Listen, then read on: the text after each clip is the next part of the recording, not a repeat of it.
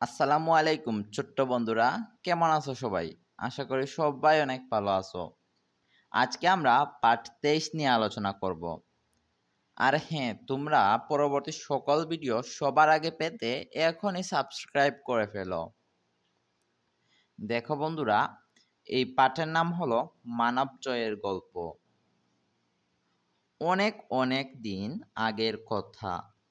তুরস্কের একটি গ্রামের নাম ছিল পাতারা। সমুদ্র পাড়ের সেই গ্রামে জন্মগ্রহণ করেন একটি শিশু। তার নাম রাখা হয় নিকোলাস। নিকোলাস মানে মানবজয়। নিকোলাসের পিতামাতা ধনী ছিলেন। তিনি অল্প বয়সেই পিতামাতাকে হারান। নিকোলাস বেড়ে ওঠেন এতিম হিসেবে। সেজন্য বাবা মা ছাড়া বড় হওয়ার কষ্ট তিনি বুঝতেন। দেখো বন্ধুরা, এই যে ইনি জন্ম গ্রহণ করেছিলেন কোথায়? পাতারায়। তারপরে উনি জন্মগ্রহণ করার পরে ওনার মা বাবা মারা যান।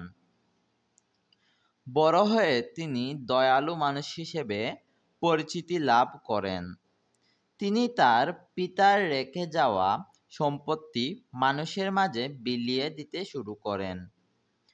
তিনি শিশুদের উপহার দিতে পছন্দ করতেন। বিভিন্ন জায়গায় ঘুরে বেড়াতেন। গরিব দুঃখী মানুষের সন্ধান করতেন। যেখানেই গরিব মানুষ দেখতেন তাদের সাহায্য করতেন। শিশুদের ভালোবাসতেন। শিশুদের নানা উপহার দিতেন। তার এই দানশীলতার কথা সারা দুনিয়ায় ছড়িয়ে পড়ে। সবাই তাকে ভালোবাসতে শুরু করে। বিশেষ দিনে শিশুদের উপহার দেওয়ার রীতিও চালু হয়। 6ই ডিসেম্বর তার মৃত্যু দিবস। দেখো বন্ধুরা, তিনি অনেক দয়ালু মানুষ ছিলেন এবং তিনি কি করতেন? শিশুদের বিভিন্ন গিফট দিতেন এবং গরিব দুঃখী মানুষদের সাহায্য করতেন। আর তিনি 6 ডিসেম্বর মৃত্যুবরণ করেন। আর 6 ডিসেম্বর কি করা হয়? তার মৃত্যু দিবস পালন করা হয়। পৃথিবীর অনেক দেশ দিনটিকে নিকোলাস ডে হিসেবে পালন করে। এ দিনে শিশুদের আনন্দের নানা আয়োজন হয়, উপহার দেয়া হয়, শিশুদের নিয়ে মজার মজার খাবার খাওয়া হয়। এরপরে দেখো বন্ধুরা, এখানে কিছু শব্দার্থ দেয়া আছে, তো তোমরা এগুলা কিন্তু মুখস্থ করে নিবা। সমুদ্র পার মানে হলো সাগরের তীর বা সাগর তীর। দানশীলতা, দান করার গুণকে কি বলে? দানশীলতা বলে। রীতি, প্রচলিত নিয়ম। রীতি মানে হলো প্রচলিত নিয়ম।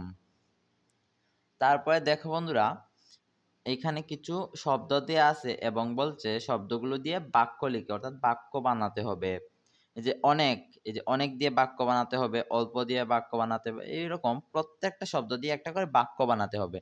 তো ভাইয়া তো অলরেডি বাক্যগুলা বানিয়ে দিয়েছি, কিন্তু তোমরা নিজেরা চেষ্টা করবা নিজেদের মতো করে বাক্য তৈরি করার। দেখো, অনেক দিয়ে একটা বাক্য বানিয়েছি। তাজুলের অনেক টাকা আছে। অল্প দিয়ে একটা বাক্য বানিয়েছি। সে অল্প কথা বলে। এই যে বাক্যের মধ্যে এই শব্দটা কিন্তু থাকতে হবে, এই যে শব্দটা আছে। বড়, তাজুল খুব বড় মনের মানুষ। তারপরে ধনী দিয়ে লেখছি রাফি ধনী হলেও কৃপণ। তারপরে মজার, দাদু মজার মজার গল্প শোনান। আচ্ছা, দাদু মজার গল্প শোনান। তারপরে দেখো বন্ধুরা, 2 নঙে বলছে যুক্তবর্ণ ভেঙে লিখি ও একটি করে শব্দ লিখি। এই যে এইখানে দেখো তুরস্কতে তৈরসুকার তু র দন্তে শয় কয়। এই যে দন্ত শয় কয়, এই যুক্ত বর্ণটাকে ভাঙছে। যুক্ত বর্ণটাকে ভেঙে হচ্ছে দন্তেশ যোগ ক। উপরে দন্তেশ আছে তাই প্রথমে দন্তেশ দিছে, আর নিচে আছে ক তাই পরে ক দিছে। ওকে, তারপরে এই দন্তেশ কয় দিয়ে আরেকটা শব্দ বানাইছে স্কুল। ওকে, এই যে দন্তেশ কয় আছে এটাতে। জন্ম, এই যে জন্মতে দেনতে নয় ময়, এই যে দেনতে নয় ময় এটাকে ভাঙছে, দেনতে ন যোগ ময় এই দুইটা শব্দ মিলে কি হয় দেনতে নয় ময়। এখন এই শব্দটা দিয়ে এই যুক্ত বর্ণটা দিয়ে আর একটা শব্দ বানাইছে প্রজন্ম। তারপরে সম্পত্তি, এই যে ময় পয় এটাকে ভাঙছে, ম যোগ পয় হয় ময় পয়। আর এই শব্দটা দিয়ে আরেকটা বানাইছে দম্পতি, এখানে কি দম্পতি। তোমরা নিজেরা বিভিন্ন শব্দ চেষ্টা করবা, ওকে। সন্ধান, এই যে দেনতেন নয় ধয়, দেনতেন নয় ধয়, এখানে তোমরা কি করবা, এই যে এরকম না লিখে সরাসরি না লিখে, যে ভাইয়া লেখছি বন্ধন, তোমরা এখানে সরাসরি না লিখে নিজেরা চেষ্টা করে অন্য একটা শব্দ লিখবা, ওকে। 3 বুঝে নেই, তুরস্ক। তুরস্ক হলে একটি দেশের নাম, একটি দেশের নাম হলো তুরস্ক। নিকোলাস ডে, নিকোলাসের মৃত্যুদিন। এদিন শিশুদের উপহার দেওয়া হয়। নিকোলাস ডে মানে হলো নিকোলাসের মৃত্যুর দিন। তারপরে দেখো বন্ধুরা 4 আছে এক কথায় বলি, যার মা বাবা নেই তাকে কি বলে এতিম বলে, যার মা বাবা নেই তাকে বলে এতিম। যার দয়া আছে তাকে কি বলে দয়ালু বলে, যার দয়া আছে তাকে দয়ালু বলে। যিনি দান করেন, যিনি দান করেন তাকে কি বলে দানশীল বলে। যার দুঃখ আছে, যার দুঃখ আছে তাকে কি বলে দুঃখী বলে। 5 বিপরীত শব্দ পড়িও লিখি।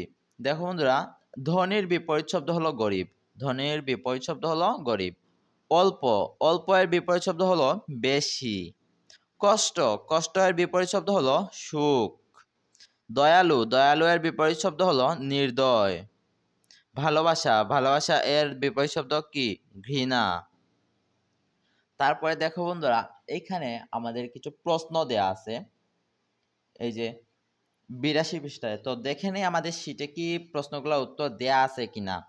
এই যে পৃষ্ঠার 82তে আমাদের প্রশ্নগুলোর উত্তর দেয়া আছে। তোমরা অবশ্যই ডেসক্রিপশন বক্স থেকে এই শীটটা ডাউনলোড করে নিবা। আর যদি তোমাদের কোনো শীটটা ডাউনলোড করতে সমস্যা হয় তাহলে অবশ্যই ভাইয়াকে কমেন্টের মাধ্যমে জানাবা। 1 নং হলো নিকোলাস কোন দেশে জন্মগ্রহণ করেন। আমরা এর উত্তরে লিখব নিকোলাস তুরস্কে জন্মগ্রহণ করেন। দ্বিতীয়টি হলো নিকোলাস গরিব দুঃখীদের সন্ধান করতেন কেন।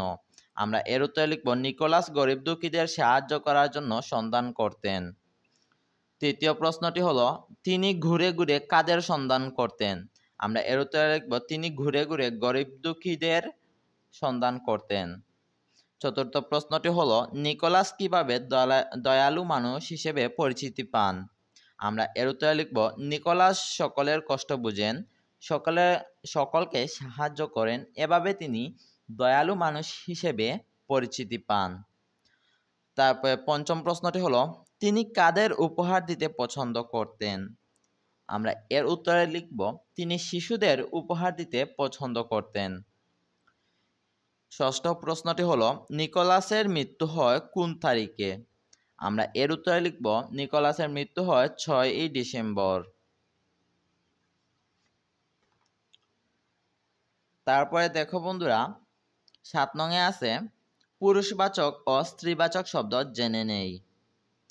দেখো বন্ধু, পুরুষবাচক শব্দ হলো বাবা, ভাই, বর, স্বামী, ছেলে।